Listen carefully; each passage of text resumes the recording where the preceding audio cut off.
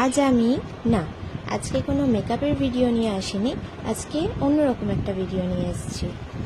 কয়েকদিন ধরে অ্যাকোয়ারিয়ামটা পরিষ্কার করব করে করা আর হচ্ছিল না, তাই ভাবলাম আজকেই পরিষ্কার করে নিই। প্রতিবারে আমি আর আমার শাশুড়িমাই পরিষ্কার করি, কিন্তু আজকে শাশুড়িমা না থাকা আমি একাই পরিষ্কার করছি। অ্যাকোয়ারিয়াম পরিষ্কার করছি। হ্যাঁ,